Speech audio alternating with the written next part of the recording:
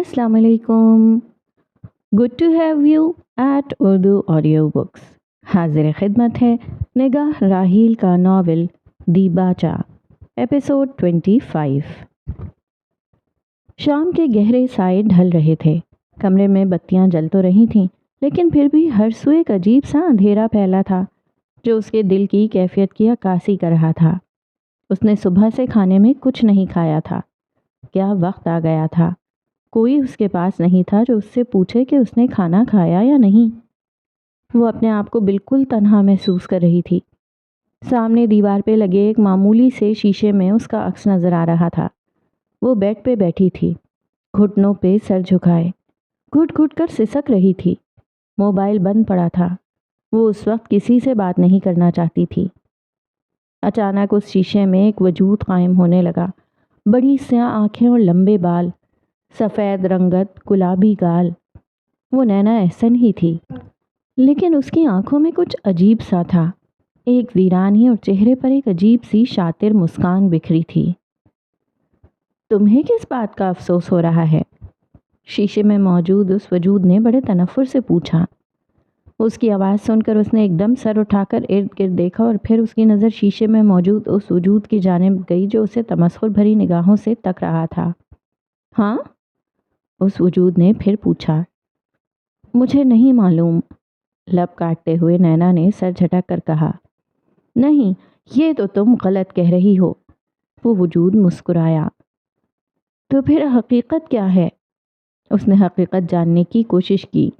वो ये भूल बैठी थी कि वो जिससे हकीकत पूछ रही थी वो इंसान को सिर्फ फरेब में ही मुब्तला करता है।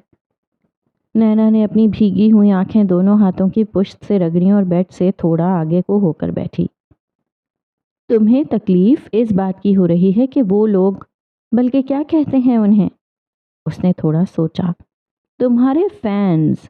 हाँ, तुम्हारे फैंस तुम्हें छोड़कर चले गए, तुम्हारे खिलाफ हो गए। उस वजूद ने सर झटका। लहजा निहायत तल्ख था। नहीं। वो आगे को लपके और नफ़ी में हाथ हिलाते हुए जैसे उसे मजीद बोलने से रोका। श्श, मेरी सुनो। उसने शहादत की उंगली अपने लबों पर रखते हुए तल्ख मुस्कुराहट के साथ कहा। वो खामोश रही। तुम्हें तकलीफ इसलिए हो रही है क्योंकि वो सब चैनल्स जहां पर सिर्फ तुम्हारी तारीफों के पुल बांधे जाते थे, उन सब चैनल्स पर अब तुम्हारी किरदार कुशी की जा रही है। नैना का सांस फूलने लगा था। दिल में घुटन मजीद बढ़ने लगी। तुम्हारे मुखालिफिन को मौका मिल गया है कि वो तुम्हारे खिलाफ हर तरह की बात करें। और हर तरह की बात का मतलब वो अच्छे से समझती थी। तुम्हें सब लोग छोड़कर चले गए हैं। तुमने अपने माँ बाप और बहन भाइयों को भी खुद से दूर कर दिया। उन्होंने भी तो न्यूज़ में हर जगह तुम्हारी बदनामी की खबरें देख ही ली होंगी। क्या वो अब तुमसे कोई ताल्लुक़ रखना चाहेंगे? ये अल्फाज उसके दिल की बिखरी हुई कुर्चियों को मजीद चूर चूर कर रहे थे। वो साकित से उसे सुने जा रही थी। क्या तुम्हारा शोहर बुर्राक तुमसे अब बात भी करना चाहेगा? और फिर उस वजूद के कहकहे पूरे कमरे में गूंजने लगे। बस कर दो प्लीज। उसने दोनों हाथ कानों पर रखते हुए आंखें मूंदी। तुम बदनाम हो गई हो नैना, बल्कि तुम तो बदनाम हो चुकी हो। लहजे में तलखी अभी तक मौजूद थी। देखो, ये सिला मिला है तुम्हें हक का साथ देने का। और फिर उसने आंखें खोली और बेयकीनी और जख्मी सी निगाहों से शीशे में वजूद उस फरेब को देखा। वो उससे ये सब नहीं सुनना चाहती थी, लेकिन वो वजूद यही सब कह रहा था, क्योंकि वो था ही इंसान का अबदी दुश्मन जो उसे सिर्फ अंधेरे की वादियों में डुबोना चाहता है। बहुत कहती थी ना कि मैं हक के लिए लड़ूंगी, बातिल का सर नीचा करूंगी, और अब देखो क्या हुआ तुम्हारे साथ। वो पुत बनी उसे सुने जा रही थी। तुम तो जानती हो कि हमारे मुल्क का क्या दस्तूर है। अगर किसी औरत के किरदार पर कोई भी बात की जाए तो लोग ये तहकीक करने के बजाय कि आया वो खबर सच है या नहीं, बस औरत के किरदार पर मजीद बातें करने लग जाते हैं। फिर कमरे में चंद लम्हों का सन्नाटा छा गया। उसकी स्याह आंखों में से फिर एक सैलाब नमूदार हो गया और अब दोबारा वो सिसक रही थी और वो वजूद उसे यूं सिसकता हुआ देखकर मुसलसल मुस्कुरा रहा था। آخر کیا پایا تم نے؟ آواز بلند تھی۔ کچھ بھی نہیں، لہجہ دھیما تھا۔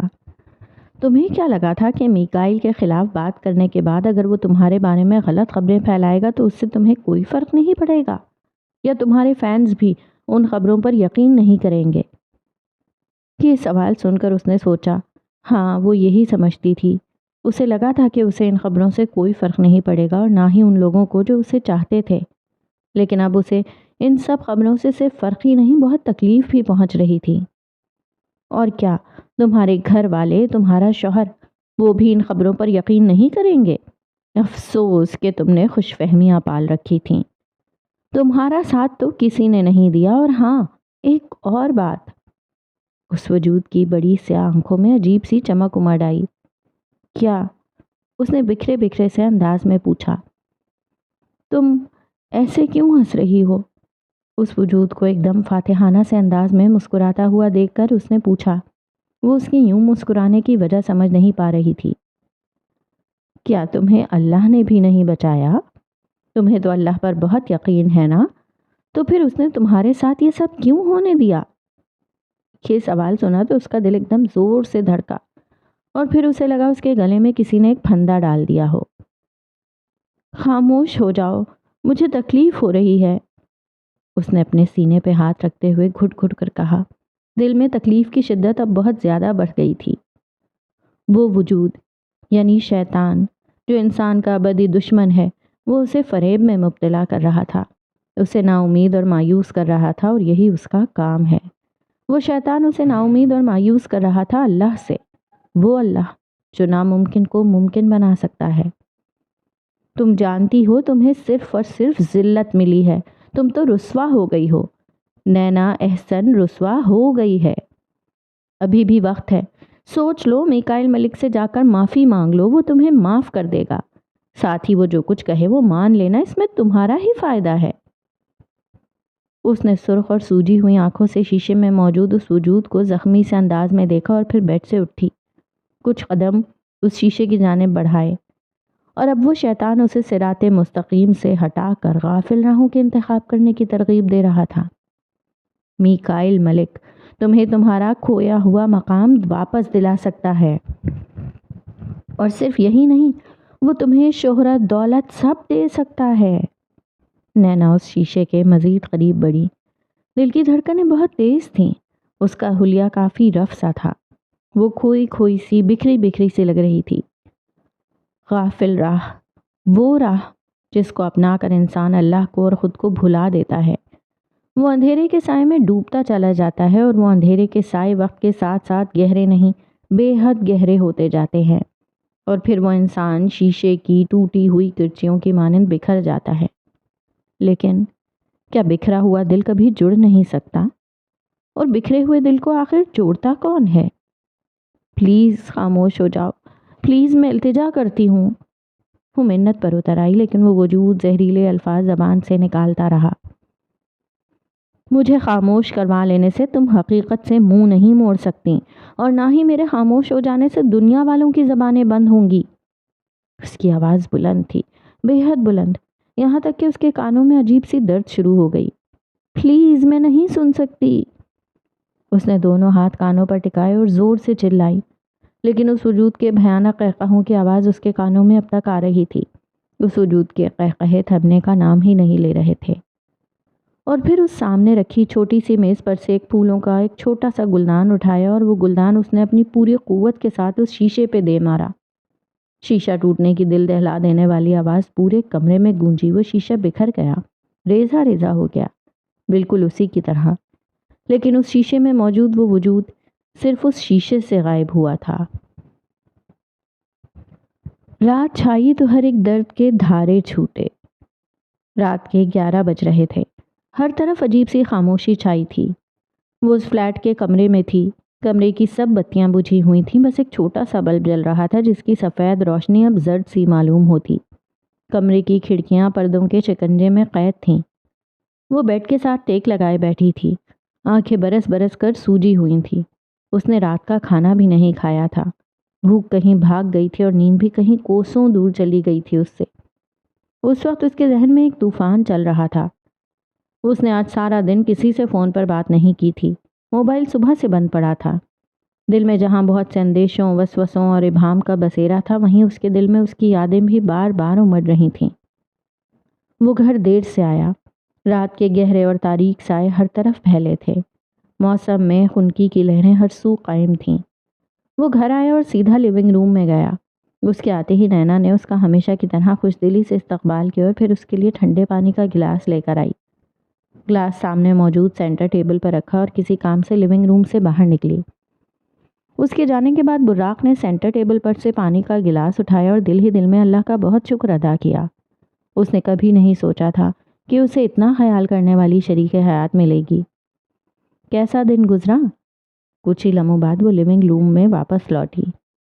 ویسے ہی جیسے ہمیشہ گزرتا ہے، اس نے قدرے بیزاری سے کہا۔ وہ مسکرائی۔ کھانا لاؤں؟ وہ جوتے اتار کر صوفے کی پشت کے ساتھ ٹیک لگا کر بیٹھا تو اس نے پوچھا۔ میں کھانا کھا کر آیا ہوں۔ اوہ ٹھیک ہے۔ وہ یہ کہتے ہوئے سینٹر ٹیبل کی جانب بڑھی، شیشے کا خالی گلاس اٹھایا اور رخ موڑ لیا۔ تم نے کھانا کھایا؟ براق کے سوال پر اس نے آنکھیں میچ لیں، یوں کہ وہ اسی سوال سے بچنا چاہ رہی ہو۔ مجھے لگا تھا کہ شاید آپ نے گھر پر کھانا کھانا ہے۔ اس نے رخ موڑ کر شانے اچکاتے ہوئے کہا۔ میں نے تمہیں میسج کر دیا تھا کہ میں آج لیٹ ہو جاؤں گا۔ اس نے آنکھیں چھوٹی کرتے ہوئے کہا۔ میں نے میسج نہیں دیکھا۔ اسے ایک دم یاد آیا۔ اب کی بار براق خاموش ہو گیا اور اس نے افسوس سے نفی میں سر ہلایا۔ نینا نے نظریں جھکا لیں، چہرہ ہمیشہ کی طرح سرخ ہونے لگا۔ ایسے مت کیا کرو نینا، اس نے نرمی سے کہا۔ آئندہ خیال رکھوں گی، جواب فوراً دیا گیا۔ اب کھانا لگاؤ اور کھاؤ۔ جب تک تم کھانا نہیں کھاؤ گی میں ڈرائنگ روم میں تمہارے ساتھ ہی رہوں گا۔ وہ یہ کہتا صوفے سے اٹھا۔ میں تھوڑی دیر تک کھانا کھاتی ہوں، اس نے ہمیشہ کی طرح نخرے دکھائے۔ رات کے 11 بج رہے ہیں۔ اس نے دیوار پر لٹکی گھڑی پر وقت دیکھتے ہوئے اسے باور کرایا۔ اچھا میں کھانا لگاتی ہوں۔ وہ یہ کہتے ہوئے رخ موڑنے ہی لگی تھی کہ براق نے اس کا ہاتھ نرمی سے تھام لیا۔ نینا اگر میں لیٹ ہو جایا کروں تو کھانا کھا لیا کرو، چاہے میرے لیٹ ہونے کا میسج تمہیں آئے یا نہ آئے، ٹھیک ہے؟ اس نے اب کی بار اس کے کندھوں پر نرمی سے اپنی گرفت جماتے ہوئے کہا۔ اس نے مسکرا کر اس بات میں سر ہلا دیا۔ مجھے ایسے بالکل اچھا نہیں لگتا کہ میری بیوی میری وجہ سے بھوکی رہے۔ وہ یہ سن کر خاموش رہی، دل میں اللہ کا کئی بار شکر کیا کہ اسے اللہ نے اتنا خیال رکھنے والا شخص دیا۔ وہ خوبصورت اور حسین یادوں کے شکنجے سے باہر نکلی۔ آنکھیں کب برسنا شروع ہوئیں اسے اندازہ ہی نہیں ہو سکا۔ اس کے گال بھیگ چکے تھے۔ ایک گہری سانس لے کر اس نے تکیے کے ساتھ رکھا موبائل اٹھایا۔ بے دلی کے ساتھ اس نے موبائل کو آن کیا۔ اسکرین روشن ہوئی۔ اس کی روشنی نینا کی سرخ پڑی آنکھوں پر چبھی تھی۔ اس نے کال لاگ چیک کرنا چاہا لیکن تبھی موبائل کی اسکرین پر وہ نام اور نمبر چپکا۔ براق کالنگ۔ یہ نام پڑھ کر اس کے ہاتھ ایک دم کپ کپائے۔ دل کی دوڑ تیز ہو گئی، چہرے پہ ناسمجھی کی کئی لہریں امڑ آئیں۔ فون کی رنگ ابھی تک جاری تھی اور پھر اس نے نہ چاہتے ہوئے بھی فون پک کر لیا۔ اگر براق اسے ابھی کال کر رہا تھا تو اسے یہی لگا تھا کہ وہ نہیں جانتا ہوگا ان خبروں کے بارے میں جن میں نینا کی کردار کشی کی جا رہی تھی۔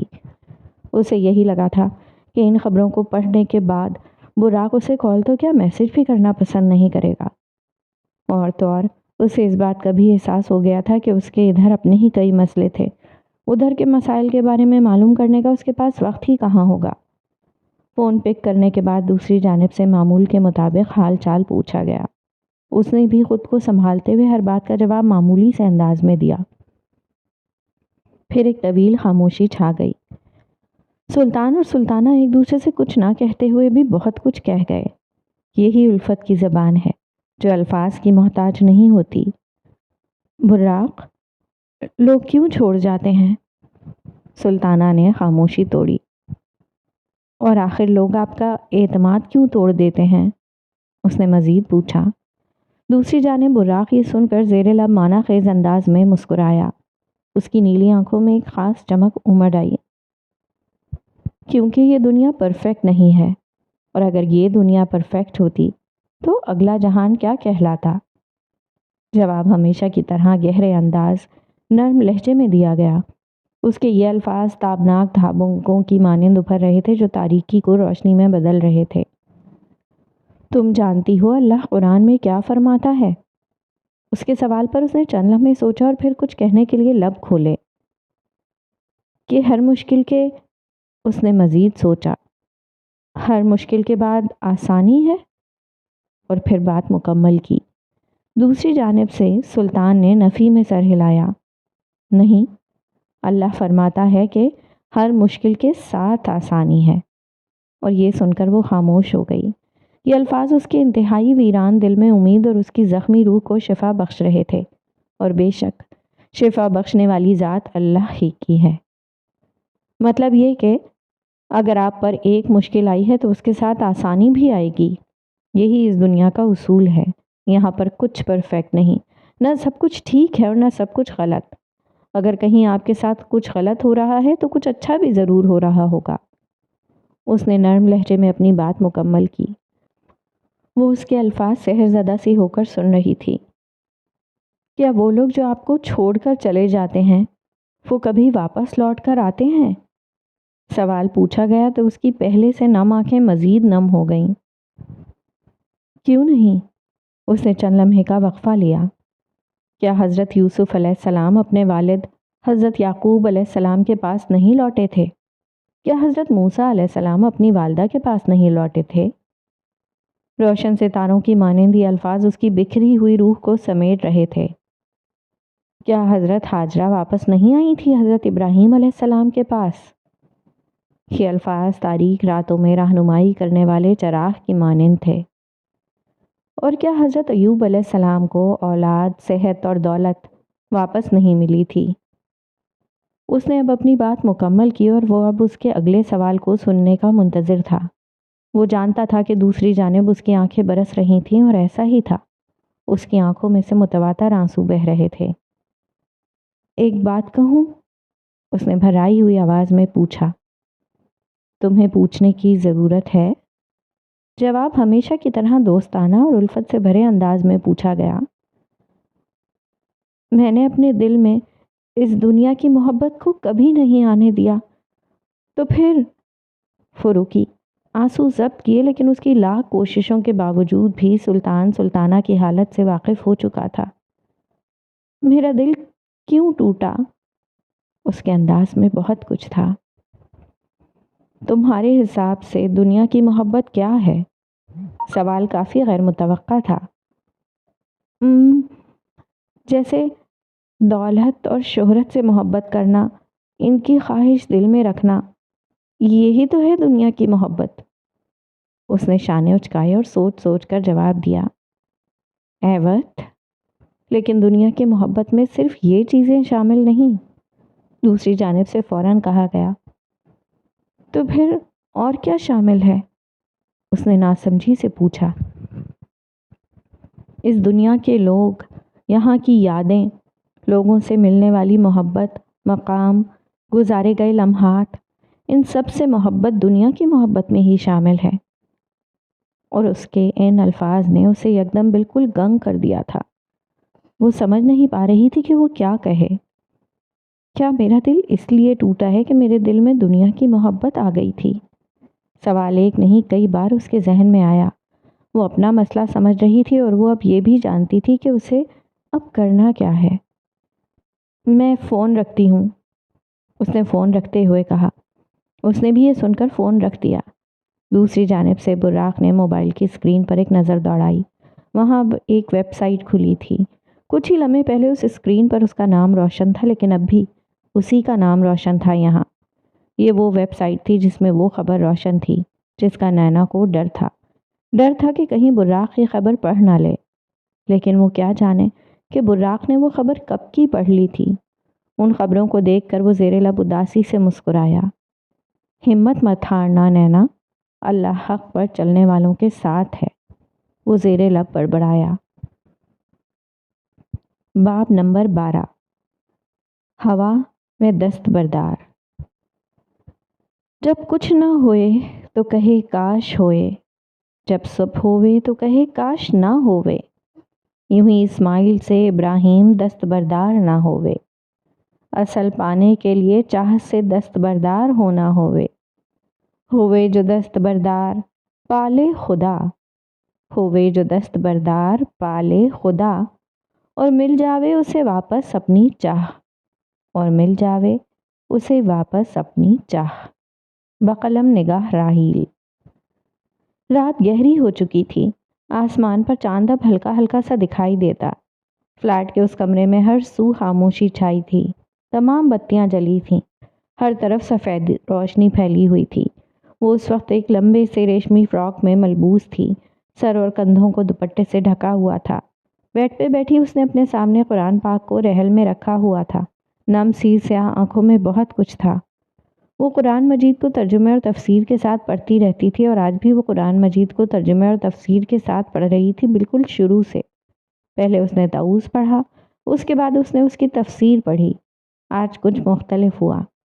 وہ طاؤس کی تفسیر کئی مرتبہ پہلے بھی پڑھ چکی تھی، لیکن آج وہ ایک جگہ آ کر رک گئی۔ اسے یاد تھا جب اس نے پہلی مرتبہ قرآن پاک کو ترجمے اور تفسیر کے ساتھ پڑھنا شروع کیا تھا، تب اس نے طاؤس کی تفسیر میں کچھ ایسا پڑھا تھا جس کا جواب اسے آج تک نہیں مل سکا تھا۔ شیطان سے پناہ کے معنی ہیں شیطان سے حفاظت۔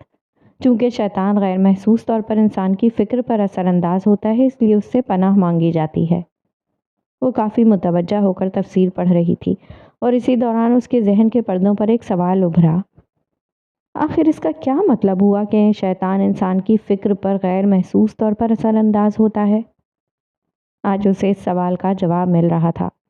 اس نے کہیں پڑھا تھا کہ شیطان انسان کو ہر وقت بہکانے کی کوشش کرتا ہے۔ اگر ایک طریقے سے بہکا نہ پائے تو مزید حربے آزماتا ہے، انسان کو بہکانے اور گمراہ کرنے کے لیے۔ کبھی کبھی انسان سمجھ نہیں پاتا کہ اسے شیطان کس طریقے سے گمراہ کر رہا ہے، لیکن اس کے جال سے نکلا جا سکتا ہے، اور اس جال سے نکلنے کا طریقہ صرف یہی ہے کہ انسان اللہ کی کتاب کو مضبوطی سے تھام لے، ہر وقت اس کتاب سے رہنمائی حاصل کرتا رہے۔ نینا نے ابرو اچکائے۔ اسے سمجھ آ گئی تھی کہ اس کے اوپر اللہ نے جو آزمائش ڈالی تھی، اس پر شیطان اسے کس طرح سے گمراہ کرنے کی کوشش کر رہا تھا۔ اس کے دل میں مایوسی، افسردگی، شرمندگی اور نہ جانے کس کس منفی جذبے کو ڈال کر وہ اسے مایوس اور گمراہ کر رہا تھا۔ اس نے پہلے جب بھی کبھی قرآن پاک کی تفسیر میں شیطان کا انسان کی فکر پر غیر محسوس طور پر اثر انداز ہونے کے بارے میں پڑھا تھا، تو وہ کبھی اس بارے میں ٹھیک سے نہیں سمجھ پائی تھی۔ یہ سوال ہمیشہ اس کے ذہن میں آتا کہ آخر شیطان انسان کی فکر پر غیر محسوس طور پر اثر انداز کیسے ہوتا ہے، اور آج اسے اپنے سوال کا جواب مل گیا تھا۔ اس نے ایک گہری سانس اندر کو کھینچی۔ دل اب پہلے سے کچھ کم بھاری تھا۔ اس نے موبائل کی پاور آف کر رکھی تھی۔ سنگل بیڈ کی سائڈ ٹیبل پر اس کا موبائل پڑا تھا۔ اس نے براق سے فون پر بات کرنے کے بعد کال لاگ چیک کیا تھا۔ احسن صاحب اور حلیمہ صاحبہ کی کوئی کال نہیں آئی ہوئی تھی۔ ایسا ہو ہی نہیں سکتا تھا کہ انہیں نینا سے متعلق خبروں کے بارے میں معلوم نہ ہوا ہو۔ یقیناً احسن صاحب اس سے ناراض نہیں، بہت ناراض ہوں گے، اور تو اور انہوں نے ہی حلیمہ صاحبہ کو بھی منع کیا ہوگا اسے کال کرنے سے۔ وہ اب سورہ فاتحہ کا تعارف پڑھ رہی تھی۔ صفحے پہ تحریر کردہ سطور پر انگلی پھیرتے ہوئے وہ زیر لب وہ الفاظ پڑھ رہی تھی جو اس صفحے پر تحریر تھے۔ اس کے لب یکدم آپس میں جڑے۔ وہ چند لمحے کے لیے صفحے پہ لکھی ان دو سطور کو دیکھنے لگی۔ باہر اب ہلکی ہلکی سی ٹھنڈی ہوا چل رہی تھی۔ اگست کا پہلا ہفتہ چل رہا تھا۔ موسم میں خنکی تو بالکل بھی شامل نہ تھی، لیکن پھر بھی آج اس وقت ٹھنڈی ہوا کے ہلکے ہلکے سے جھونکے فضا میں رقص کر رہے تھے۔ کمرے کی کھڑکی پر گرے پردے ہلکی سی ٹھنڈی ہوا کے باعث لہرائے۔ الفاتحہ کے معنی ہیں دیباچہ۔ دیباچہ کے معنی ہوتے ہیں شروعات۔ کیسی شروعات؟ اس نے دل ہی دل میں خود سے سوال کیا۔ اس سوال کا جواب اسے کبھی نہ مل سکا، مگر آج اس کے دل میں کچھ تھا۔ وہ چاہتی تھی کہ اس سوال کا جواب بھی ڈھونڈے جس طرح سے اسے اپنے پچھلے سوال کا جواب بھی مل گیا تھا۔ اس نے ہاتھ ٹھوڑی کے نیچے رکھا، ابرو سکڑ گئے، چہرے پہ سوچ کی شکنیں نمودار ہوئیں۔ چند لمحے وہ سوچتی رہی۔ جب اس نے اپنے اسکول میں مس آمنہ سے علامہ اقبال کی وہ شاعری سنی تھی جس کے باعث اس نے فیصلہ کیا تھا کہ وہ قرآن کو سمجھ کر پڑھے گی، پھر اس نے یاد کیا جب اس نے قرآن کو سمجھ کر پڑھنا شروع کیا تو اس کی زندگی میں کیا کیا تبدیلیاں آئیں۔ جب اس نے قرآن پڑھنا شروع کیا تو اسے کامیابیاں ملیں، جس پر اسے کوئی تکبر یا غرور نہیں تھا، کیونکہ قرآن پڑھ کر اسے یہ بات سمجھ آ گئی تھی کہ کامیابیاں دینے والی ذات تو اللہ کی ہے۔ اگر اس نے اللہ کی کتاب کو نہ تھاما ہوتا تو آج اسے اپنی کامیابیوں پر غرور ہوتا، اور کیا معلوم اسے یہ کامیابیاں ملی ہی نہ ہوتیں۔ اسے یاد آیا جب وہ ناکام ہوئی، کیسے وہ مایوس ہونے کے بجائے اللہ کی رضا میں راضی رہی، کیونکہ یہ بھی اس نے قرآن سے ہی سیکھا تھا کہ ناکامی پر مایوس نہیں ہونا چاہیے، اللہ کو مایوسی پسند نہیں۔ اور اسی وجہ سے وہ جب ناکام ہوئی اس نے اپنی ذات کو پرکھا، اپنا موازنہ کیا کہ وہ کہاں کہاں غلط تھی، اس نے کیا غلط فیصلے کیے جس کے باعث اسے ناکامی ملی۔ اگر اس نے قرآن کو اپنی زندگی میں شامل نہ کیا ہوتا تو وہ جانتی تھی کہ وہ ضرور مایوس ہو جاتی، اور اگر آج وہ کچھ پل کے لیے مایوسی کا شکار ہوئی تھی تو اب وہ مایوسی کی ان لہروں سے چھٹکارا بھی حاصل کر چکی تھی۔ وجہ صرف ایک تھی، اللہ کی کتاب کو مضبوطی سے تھامے رکھنا۔ ذہن میں اب بھی بہت کچھ چل رہا تھا، وہ سمجھنا چاہ رہی تھی، اپنے سوال کا جواب ڈھونڈنا چاہ رہی تھی، اور پھر اس کی سیاہ آنکھوں میں یکدم ایک چمک امڑی۔ ابروج کھاتے ہوئے اس کا منہ کھلا کا کھلا رہ گیا، جیسے وہ جس سوال کی تلاش میں تھی اس کا جواب اسے مل گیا ہو۔ الفاتحہ کے معنی ہیں دیباچہ، اور دیباچہ کے معنی ہیں شروعات، اور اب سوال یہ ہے کہ یہ کس منزل کی شروعات ہے؟ تو وہ تیز لہجے میں خود کلامی کر رہی تھی، نینا آخر کار تمہیں اس کا جواب بھی مل گیا۔ اس کی آنکھیں نم ہوئیں، لہجہ خوشی سے بھیگا بھیگا سا تھا۔ یہ دراصل اس راہ کی شروعات ہے جس پر انسان اگر چل پڑے تو کامیابی اس کا مقدر بنتی ہے، صرف اس دنیا میں ہی نہیں بلکہ اگلے جہان میں بھی۔ سیاہ آنکھوں میں سے ایک موتی لڑکھڑاتا ہوا گال کو چھو گیا۔ یہ شروعات ہے صراط مستقیم کی، یہ وہ راہ ہے جس پر قدم قدم پر آزمائشیں ملیں گی، اور آخر میں وہ شخص ہی کامیاب ہوگا جو تمام آزمائشوں کا صبر اور ثابت قدمی سے سامنا کرے۔ وہ کہے جا رہی تھی، اور آنکھوں میں سے برسات ہنوز جاری تھی۔ یہ میں پہلے کیوں نہیں سمجھ پائی؟ یا اللہ مجھے پہلے کیوں سمجھ میں نہیں آیا؟ اس نے نگاہ اٹھا کر اوپر دیوار کی طرف دیکھا جس پر لٹکا پنکھا اپنی متوازن رفتار کے ساتھ گول گول گھوم رہا تھا۔ میں آخر اس آزمائش پر جو آپ نے مجھ پر نازل کی اب تک مایوس کیوں ہو رہی تھی؟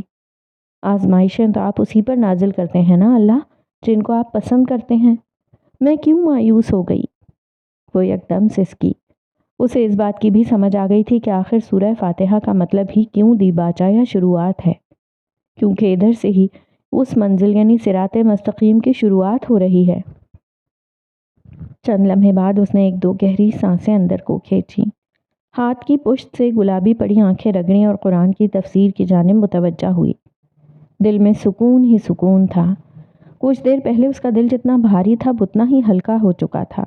اس نے اپنی خوبصورت اور نرم آواز میں سورہ فاتحہ کی 6 آیت کی تلاوت کی اور پھر اس آیت کا ترجمہ پڑھا۔ ہمیں سیدھی راہ پر استقامت عطا فرما۔ اس کی نم آلود آنکھوں کی روشنی مزید بڑھی۔ اس نے ترجمہ پڑھنے کے بعد صفحے پر ترجمے کے نیچے تحریر کردہ اس آیت کی تفسیر پڑھنا شروع کر دی۔ صراط مستقیم اللہ تعالیٰ کی طرف سے مقرر کردہ وہ سیدھی راہ ہے جو بندے کو اللہ تک پہنچانے والی ہے، اور اس میں کوئی پیچ و خم یا افراط و تفریق نہیں ہے، اور یہ ایک ہی ہو سکتی ہے جبکہ باطل راہیں لاتعداد ہیں۔ اسی راہ کو اللہ نے حبل اللہ بھی فرمایا ہے۔ اس نے انگلی کی نوک سے اپنی نم آنکھوں کو ایک مرتبہ صاف کیا اور پھر دوبارہ سے تفسیر کی جانب متوجہ ہوئی۔ صراط مستقیم کی دوسری تعبیر یہ بھی ہو سکتی ہے کہ حق کا وہ راستہ جو حضرت آدم علیہ السلام سے لے کر تا قیامت ایک ہی رہا اور رہے گا، اور وہی راستہ توحید ہر نبی کو وحی کیا گیا ہے۔ اس نے سر کو سمجھنے والے انداز میں دھیرے سے خم دیا۔ قرآن کریم ایسی آیات سے بھرا پڑا ہے جن میں لوگوں کو اللہ تعالیٰ سے دعا کرنے کی ترغیب دی گئی ہے، اور پہلی دعا اہدنا الصراط المستقیم سورہ فاتحہ میں ہی آ گئی ہے۔ پھر بعض آیات میں دعا کے قبول ہونے کا ذکر بھی موجود ہے۔ آج قرآن کی آیات اس کے دل پر الگ طریقے سے اثر کر رہی تھیں۔ یہی تو قرآن کا معجزہ ہے، اسے آپ جتنی مرتبہ پڑھ لو یہ ہر مرتبہ آپ کے دل پر الگ طریقے سے اثر انداز ہوگا، اور ہر مرتبہ آپ کو اس میں سے نئی معلومات ملیں گی۔ اسی لیے تو اللہ نے قرآن پر غور و فکر کا حکم دیا ہے۔ اس نے صفحہ پلٹا۔ سورہ فاتحہ کی آخری آیت کی تلاوت کی اور پھر اس نے سورہ فاتحہ کی آخری آیت کا ترجمہ پڑھنا شروع کیا۔ ان لوگوں کا راستہ جن پر تو نے انعام فرمایا، نہ کہ ان کا راستہ جن پر غضب کیا گیا، اور نہ ان کا جو گمراہ ہوئے۔ اگلی سطور پر اس آیت کی تفسیر لکھی تھی۔ اس نے تفسیر پڑھنا شروع کی۔ دل و دماغ، کندھوں پر کچھ دیر پہلے اسے جو بوجھ محسوس ہو رہا تھا وہ اب غائب ہو چکا تھا۔ اسے اب سکون نہیں، بہت سا سکون مل رہا تھا۔ جن پر تو نے انعام کیا، قرآن کی تصریح کے مطابق ان سے مراد انبیاء، صدیقین، شہداء اور صالحین ہیں۔ وہ لوگ نہیں جنہیں مال و دولت یا حشمت و جاہ کی فراوانیاں حاصل ہیں۔ اور آپ صلی اللہ علیہ وآلہ وسلم کے ارشاد کے مطابق مغضوب علیہم سے مراد تو یہود ہے جو گناہ کے گاموں پر دلیر ہو گئے تھے اور ان پر اللہ کا عذاب اور پھٹکار نازل ہوئی۔ اور ضالین سے مراد عیسائی حضرات ہیں جو فلسفیانہ موشگافیوں میں پھنس کر تسلیط اور گمراہی کا شکار ہوئے، جیسا کہ درج ذیل حدیث سے واضح ہے۔ عدی بن حاتم کہتے ہیں کہ میں رسول اللہ صلی اللہ علیہ وآلہ وسلم کے پاس مدینہ آیا۔ وہ اس وقت مسجد میں بیٹھے ہوئے تھے۔ اس کے ابرو سکڑے تھے اور وہ کافی متوجہ ہو کر تفسیر پڑھ رہی تھی۔ لوگ کہنے لگے کہ یہ عدی بن حاتم ہے جو بغیر کسی کی امان یا تحریر کے آیا ہے۔ چنانچہ مجھے پکڑ کر آپ صلی اللہ علیہ وآلہ وسلم کے پاس لے گئے۔ آپ صلی اللہ علیہ وآلہ وسلم نے میرا ہاتھ پکڑ لیا اور اس سے پہلے آپ صحابہ کو خبر دے چکے تھے کہ میں امید رکھتا ہوں کہ اللہ تعالیٰ عدی کا ہاتھ میرے ہاتھ میں دے گا۔ صفحے کے پلٹنے کی ہلکی سی آواز کمرے میں ابھری۔ پھر آپ صلی اللہ علیہ وآلہ وسلم اٹھ کھڑے ہوئے اور میں آپ صلی اللہ علیہ وآلہ وسلم کے ساتھ تھا۔ راہ میں ایک عورت اور اس کا بچہ ملے۔ وہ آپ صلی اللہ علیہ وآلہ وسلم سے کہنے لگے، ہمیں آپ صلی اللہ علیہ وآلہ وسلم سے کچھ کام ہے۔ چنانچہ آپ صلی اللہ علیہ وآلہ وسلم ان کے ساتھ کھڑے ہو گئے اور ان کا کام پورا کر دیا۔ پھر آپ صلی اللہ علیہ وآلہ وسلم نے میرا ہاتھ پکڑا اور اپنے گھر تشریف لائے۔ ایک لڑکی نے آپ صلی اللہ علیہ وآلہ وسلم کے لیے بچھونا بچھایا۔ آپ صلی اللہ علیہ وآلہ وسلم اس پر بیٹھ گئے اور میں آپ صلی اللہ علیہ وآلہ وسلم کے سامنے بیٹھ گیا۔ آپ صلی اللہ علیہ وآلہ وسلم نے اللہ کی حمد و ثنا بیان کی اور پھر مجھے کہا، وہ کون سی بات ہے جو تمہیں لا الہ الا اللہ کہنے سے باز رکھتی ہے؟ کیا تم اللہ کے سوا کوئی اور الہ جانتے ہو؟ میں نے کہا نہیں۔ پھر آپ صلی اللہ علیہ وآلہ وسلم نے کچھ دیر باتیں کیں اور پھر پوچھا، تمہیں اللہ اکبر کہنے سے کون سی چیز دور رکھتی ہے؟ کیا اللہ سے کسی بڑی چیز کو تم جانتے ہو؟ میں نے کہا نہیں۔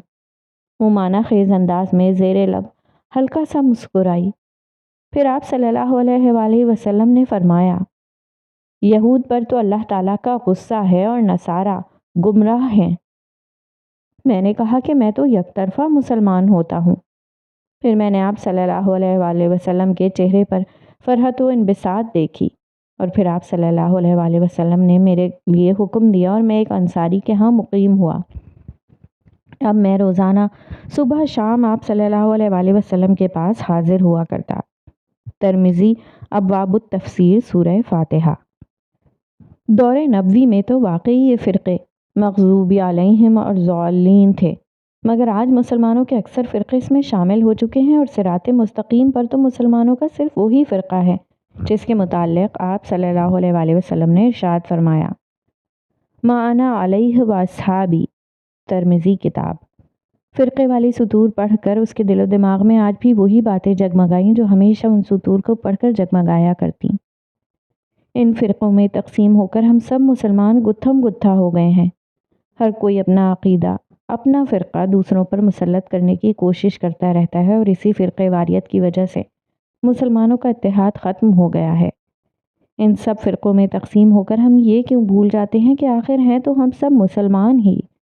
جب انسان یہ بات سمجھ لینا کہ ہیں تو ہم سب مسلمان ہی، اسی دن تمام فسادات ختم ہوں گے اور مسلمانوں کا اتحاد قائم ہوگا۔ اگر مسلمانوں کا اتحاد قائم نہیں ہوا تو دوسری قومیں ویسے ہی ہم پر سبقت حاصل کر لیں گی جس طرح سے آج کر رہی ہیں۔ اس میں کوئی شک نہیں کہ مسلمان دوسری قوموں سے پیچھے رہ گئے ہیں۔ وجہ یہی ہے کہ ہم تفرقے کا شکار ہو گئے ہیں۔ وہ باتیں، وہ سادگی، وہ روایتیں جو ہم نے اپنانی تھیں، وہ دوسری قومیں اور دوسرے مذاہب کے لوگ اپنا گئے ہیں اور اسی وجہ سے وہ لوگ کامیاب بھی ہیں۔ اللہ سے دعا ہے کہ وہ ہم سب کو ہدایت دے، آمین۔ اس نے دوبارہ تفسیر پڑھنا شروع کی۔ حضرت ابو ہریرہ رضی اللہ تعالیٰ عنہ فرماتے ہیں کہ آپ صلی اللہ علیہ وآلہ وسلم نے فرمایا، جب امام ولدالین کہے تو تم آمین کہو۔ جس کا آمین کہنا فرشتوں کے آمین کہنے کے موافق ہو گیا، اس کے پہلے گناہ بخش دیے جائیں گے۔ بخاری کتاب التفسیر سورہ فاتحہ۔ نیز عطا بن ابی رباح کہتے ہیں کہ آمین دعا ہے، اور عبداللہ بن زبیر نے اور ان کے پیچھے مقتدیوں نے اس زور سے آمین کہی کہ مسجد گونج اٹھی۔ بخاری کتاب الاذان والجماعہ۔ وائل بن حجر جو عام الوفود یعنی 10 ہجری میں مدینہ تشریف لائے، فرماتے ہیں کہ میں نے نبی کریم صلی اللہ علیہ وآلہ وسلم سے سنا کہ آپ صلی اللہ علیہ وآلہ وسلم نے نماز میں غیر المغضوب علیہم ولا الضالین کہا تو اپنی آواز کو خوب لمبا کر کے آمین کہی۔ ترمذی ابواب الصلاۃ۔ وہ اس آیت کی تفسیر مکمل کر چکی تھی۔ سورہ فاتحہ کی تفسیر مکمل ہو چکی تھی۔ اس نے مؤدب انداز میں قرآن کو دونوں ہاتھوں میں تھاما، اسے چوما اور پھر اسے سینے سے لگایا۔ وہ اب کمرے میں موجود ایک چھوٹی سی الماری کی جانب بڑھی، الماری کا دروازہ کھولا اور سب سے اوپر والے خانے میں قرآن مجید کو مؤدب انداز میں رکھ دیا۔ وہ اب کھڑکی کی جانب بڑھی، ایک گہری سانس اندر کو اتاری، چہرے پر سوچ کی لکیریں نمایاں ہوئیں۔ ہر آزمائش کا کوئی مقصد ہوتا ہے کہ آپ کو کچھ سکھانے کے لیے نازل کی جاتی ہے۔ اس نے یہ کہیں پڑھا تھا اور اب وہ سمجھنا چاہ رہی تھی کہ آخر اس کے اوپر اس وقت جو آزمائش اللہ کی طرف سے نازل کی گئی تھی اس کا کیا مقصد تھا، آخر وہ کہاں غلطی کر رہی تھی۔ تمہارے حساب سے دنیا کی محبت کیا ہے؟ جیسے دولت اور شہرت سے محبت کرنا، ان کی خواہش دل میں رکھنا، یہی تو ہے دنیا کی محبت۔ ایوت، لیکن دنیا کی محبت میں صرف یہ چیزیں شامل نہیں۔ دوسری جانب سے فوراً کہا گیا، تو پھر اور کیا شامل ہے؟ اس نے ناسمجھی سے پوچھا۔ اس دنیا کے لوگ، یہاں کی یادیں، لوگوں سے ملنے والی محبت، مقام، گزارے گئے لمحات، ان سب سے محبت دنیا کی محبت میں ہی شامل ہے۔ وہ دھیرے دھیرے سب سمجھ رہی تھی، دل و دماغ پر روشنی مزید پھیل رہی تھی۔ کیا میرا دل اس لیے ٹوٹا کہ میرے دل میں دنیا کی محبت آ گئی تھی؟ اس کی سیاہ آنکھوں میں ایک دم نمی گہری ہو گئی، سر پر دوپٹہ اب کندھوں پر گر چکا تھا۔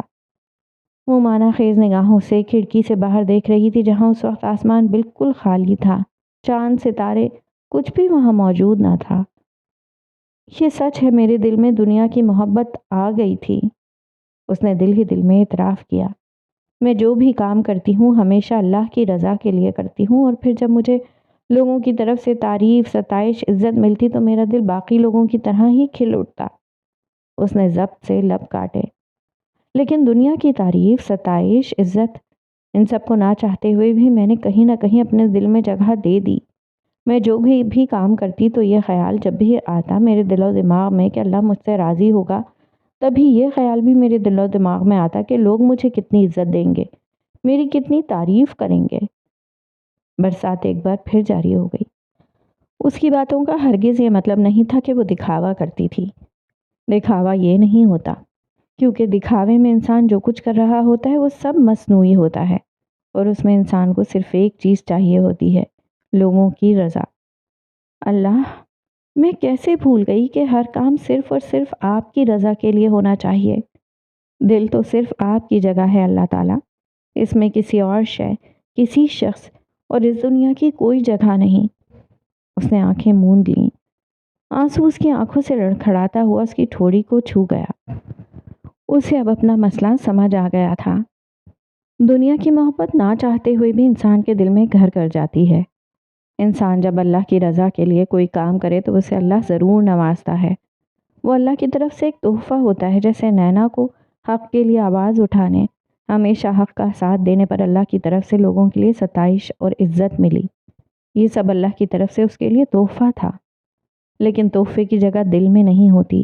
تحفے کو کبھی دل میں جگہ نہیں دیتے، اسے ہمیشہ ہاتھوں میں رکھنا ہوتا ہے۔